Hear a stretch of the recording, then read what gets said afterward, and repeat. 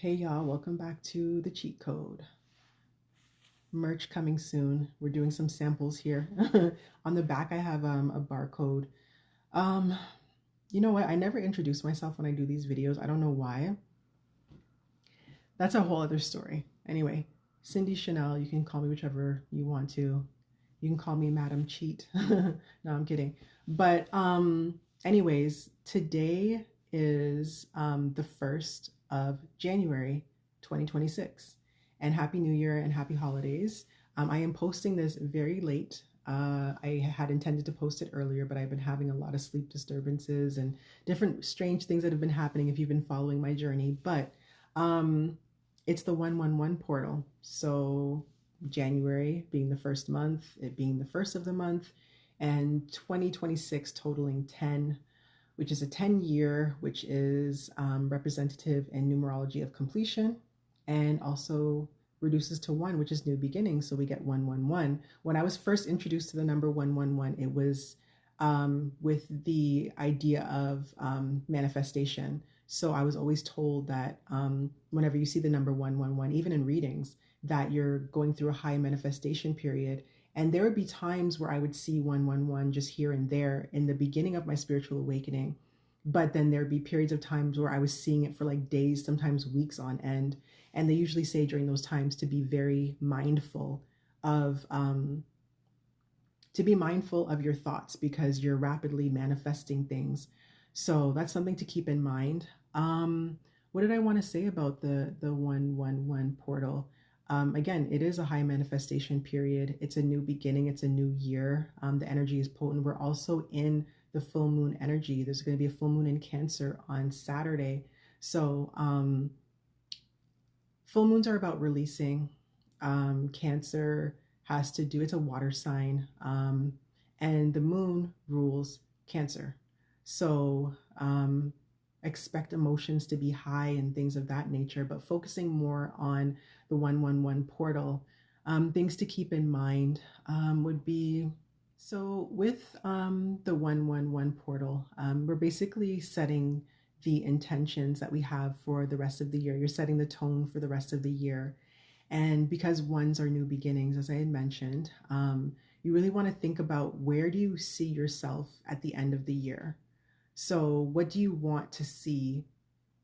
Like, how do you want to see yourself? Like, are there any new projects or anything that you want to begin? Because this year is also in Chinese zodiac, it's the year of the horse. And I haven't really been keeping up with Chinese zodiac signs and what they mean and things like that. Other than, what most people look up, which would be the year that they were born in. So, yeah, I've just been understanding that it's a year of acceleration. And if you couple that with the fact that you're manifesting into new beginnings and there are things that are coming to an end, what do you see yourself closing out to welcome in whatever newness it is that you want to welcome in? Because the energy is supporting these new beginnings, and apparently there's a lot of acceleration to these new beginnings as well. So I would definitely go ahead with the same things I normally suggest when it comes to new beginnings. Making a plan, baby steps, writing down what it is that you want to achieve, what you want the end of the year to look like, what you want to look back and reflect, because we always focus more on our New Year's resolutions. And, this might be one of the years where New Year's resolutions might actually stick because the energy is really in support of that. It's in support of ending cycles. So, or sorry, not ending cycles, that's number 9, completion. So things are going to be closing out. Like, it's like bye-bye. 9 was like, okay, we're wrapping our gifts, and 10 is we're shipping them out. So they're no longer in your hands.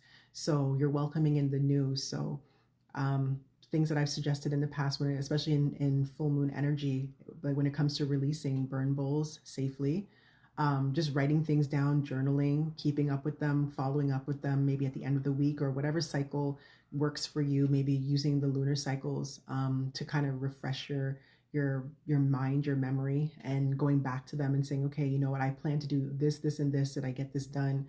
I'll probably go into more detail about like how I utilize the lunar cycles. I'm still in my studying stage. I've been strongly guided by my spirit guides to study universal laws in depth, study numerology in depth. They want me to get into palmistry as well, like pretty much, jack of all trades when it comes to, studying the universe. And the other side doesn't want me to have anything to do with anything spiritual. Go figure. But how are they communicating with me? So, yeah, just to end it off, Happy New Year to everyone, and definitely take advantage of the fact that there's a lot of energy supporting this 111 portal. And if you're seeing this a little late, because I'm posting it a little late, or you come across this a little late, the energy, is there. It's still there for a little while, especially when it comes to the full moon, which is definitely supporting a lot of that. But I'll be posting a full moon reading, not reading. Whoa, where did that come from? I guess I'm being guided to do a reading as well, maybe. But I'll be posting something about the full moon coming up as well in the next couple of days. So, again, Happy New Year, happy holidays, and I hope all is well. I hope your new year is starting off well. And until next time.